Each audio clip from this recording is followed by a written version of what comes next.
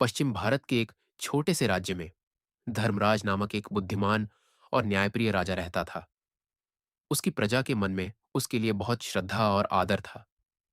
राजा धर्मराज बहुत लंबा, ऊंचा और रूपवान था। उसके सिर के बाल काले और घने थे, जिन्हें उसका खास कोई भोलू ही काटता था। भोलू यह काम कई वर्षों से कर रहा था और अपने शाही हज्जाम होने का उसे बहुत गर्व था। पर भोलू को एक बात का बहुत ध्यान रखना पड़ डकता था। जब भी वह राजा के बाल काटने जाता, उसे याद रखना पड़ रहा था कि वह राजा के साथ बिल्कुल अकेला हो। उस समय किसी का भी शाही कमरे में आना सख्त मना था। बात दरअसल यह थी कि भोलू राजा के बारे में एक राज जानता था। राजा के सिर के दोनों तरफ दो छोटे छोटे सींग उग रहे हैं। यह बात सिर्फ राजा और उसका नाई जानते थे। जब भोलू ने पहली बार यह नजारा देखा तो वह भौचक्का रह गया, लेकिन उसने राजा से वादा किया कि इस बात का जिक्र वह कभी किसी से नहीं करेगा। महाराज, आप निश्चिंत रहें, भोलू राजा से बोला। आपका यह राज मेरे पास सुरक्षित है।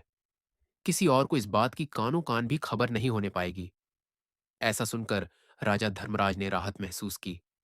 उसे डर था कि अगर लोगों को इस बात की जानकारी हो गई तो राज्य भर में उसकी खिल्ली उड़ेगी। हो सकता है लोग उसका आदर करना बंद कर दें या फिर नए राजा की ही मांग करने लगे। इसलिए भोलू के वादे के बावजूद राजा ने उसे सख्त हिदायत देते हुए कहा, भोलू, अगर तुमने अपना मुंह खोला तो जान लो, सजा तो मिलेगी ही, देश निकला भी मिलेगा। भोलू हज्जाम की डर के मारे घिघी बंद गई। उसने कानों को हाथ लगाया और अपना मुंह बंद रखने की कसम खाई। कई वर्ष बीत गए। भोलू को अपना वादा याद रहा। उसकी स्वामी भक्ति से प्रसन्न राजा यदाकदा उसे अच्छे अच्छे उपहार भी देता रहता। पर समय बीतने के साथ साथ भोलू के सब्र का बांध भी टूटने लगा। उसके पेट में वह राज अब पचता नहीं था और वह चाहता था कि कोई तो ऐसा हो जिसे वह राजा के सींगों वाली बात बता सके। लेकिन राजा की चेतावनी उसे चुप रहने पर मजबूर करती थी। एक दिन भोलू राजा के बाल काटकर महल से लौट रहा था और रास्ते भर उसके सींगों के बारे में सोचता रहा। भोलू का घर एक छोटे से जंगल के उस पार था। ऊंचे ऊंचे पेड़ों और लटकती बेलों के बीच में से धीरे धीरे चलता हुआ भोलू जब थक गया तो सुस्ताने के लिए एक घने पेड़ज के नीचे बैठ गया। भोलू को रह रहकर सींग याद आ रहे थे। फिर यकायक वह उठकर खड़ी डीडीगा हो गया। वाह, जवाब नहीं मेरे दिमाग का, भोलू बोला और उस पेडी डीडीच को देखने लगा जिसके तले वह बैठा था। भाई, इस पेडी डेडी को तो बता सकता हूं ना, राजा के उन अजीब सींगों के बारे में। अब यह रहस्य मेरे पेट में नहीं पचता। पेड डीडी तो बोल सकता नहीं, और इस तरह किसी और को यह बात पता चलने का डर भी नहीं है। पेड डीडी के पास यह भेद हमेशा भेद रहेगा और मैं भी इस बोझ से मुक्त हो जाऊंगा। भोलू ने ऐसा निश्चय किया और जोर से बोला, हे पेड डड्डे, आज मैं तुम्हें एक भेद बताने वाला हूं। हमारे राजा धर्मराज के सिर पर दो सींग हैं। हाँ, हाँ, उसके दो सींग हैं। इतना कहकर हज्जाम बेतहाशा हंसने लगा और हंसता ही गया। हा हा हा हा हा हा, हो। वह भयंकर भेद आखिर खुल ही गया। भोलू खुश था। उसका भार जो हल्का हो गया था। उसके बाद वह आराम से घर पहुंच गया। अगले दिन एक लकलहारा उसी जंगल में गया और उसी पेड्डा के पास जाकर रुक गया। इस पेड्डाच की लगदाही तो बहुत शानदार है। इसका ढोल बद्धा अच्छा बनेगा, वह सोचने लगा।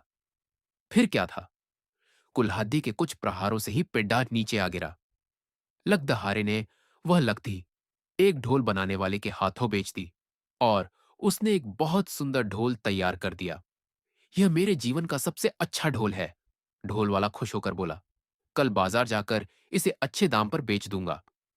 अगले दिन ढोल वाला बाजार गया और एक कोने में खद्दा होकर ढोल बजाने लगा। ढोल से बड्ढा सुरीला स्वर हुआ। ढोल वाला उसकी आवाज सुनकर झूम उठा। वह चिल्लाकर बोला, बाबू, ये ढोल खरीदो। कोई है जो इस शानदार जानदार ढोल को खरीदे? धीरे धीरे उसके इर्द गिर्द भिड्डा जमा हो गई। लोग खामोश होकर ढोल की मजेदार आवाज सुनने लगे। भाई वाह, क्या कहने हैं इस ढोल के?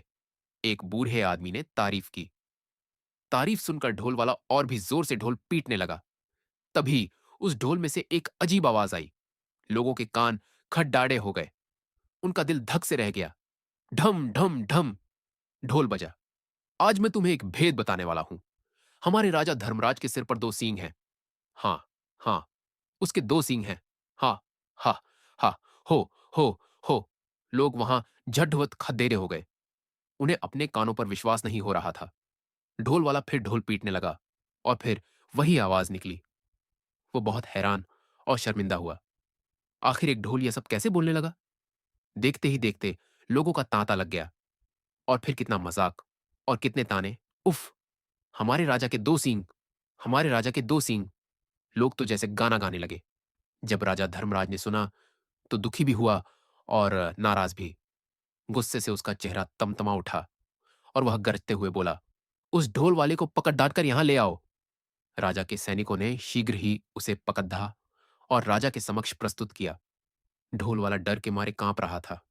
बदमाश, तेरी इतनी हिम्मत कि तू मेरी खिल्ली उड्डाए। राजा फुंफकारा। भयभीत ढोल वाले ने राजा के पैर पकड़ खींच लिए। महाराज, वह गिद्दाया, मैंने तो एक लकदहारे से कुछ लब्धि खरीदी थी और उसी से यह ढोल बनाया है। मैं बिल्कुल नहीं जानता कि यह ढोल ऐसी बेहुदा बात कैसे बोल रहा है। मुझे क्षमा कर दीजिए महाराज। राजा ने लकदहारे को बुलाया। जो लकधी तुमने ढोल वाले को बेची, वह तुम्हें कहां से मिली? लकदहारे को काटो तो खून नहीं, डरते हुए बोला, जंगल में एक पेड्ढा से मिली। महाराज, तुम्हारी लकधी से बना ढोल बोलता कैसे है? राजा धर्मराज ने पूछा। मैं तो खुद हैरान हूं महाराज। दुविधा में फंसा लकदहारा बोला। मैं कई वर्षों से लकधी काटता और बेचता आया हूं, पर ऐसा अचंभा पहले न कभी देखा न सुना। अब राजा परेशान। लकधी कैसे बोलने लगी? राजा और उसके दरबारी निरुत्तर थे। पर राजा धर्मराज ने भी ठान लिया कि इस घर के भेदी का पता लगाकर ही छोड़ेगा। वह सोचने लगा। उसके अलावा सिर्फ एक ही व्यक्ति यह भेद जानता था और वह था भोलू नाय। पर भोलू तो इतना निष्ठावान है कि इतने सालों बाद भी उसने अपने मुंह को ताला लगाए रखा है। नहीं, नहीं, भोलू ऐसा नहीं कर सकता।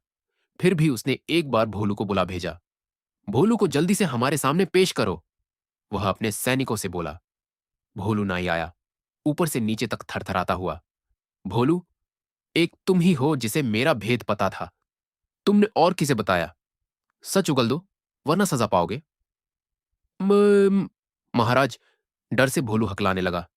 आप तो जानते ही हैं, मैंने कितने वर्षों से अपना मुंह बंद रखा, पर मेरे लिए यह बात छुपानी मुश्किल हो रही थी। मैं चाहता था कि कोई तो हो जिसे मैं ये राज बता सकूं। बोलते बोलते भोलू रुक गया और सिर झुककर खड़ियारा रहा। बोलते रहो, फिर क्या हुआ? राजा धर्मराज रुकाई से बोला। जेफटेड भोलू धीरे धीरे फिर बोलने लगा।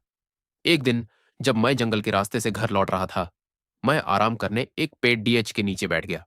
बस आपके बाल तब काट कर ही आ रहा था और उन सींगों के बारे में भी सोच रहा था।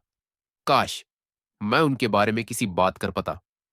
आखिर मैं भी इंसान हूं।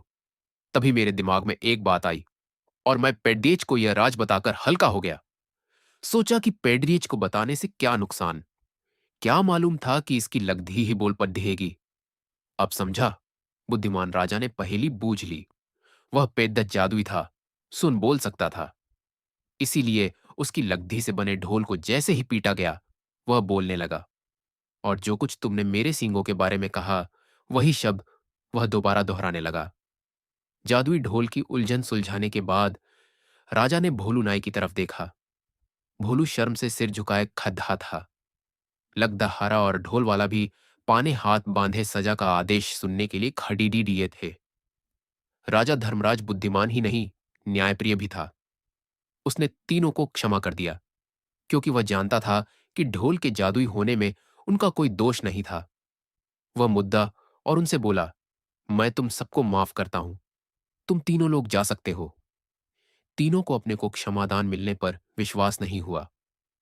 राजा नमन करते हुए वे बोले, राजन, आप महान हैं।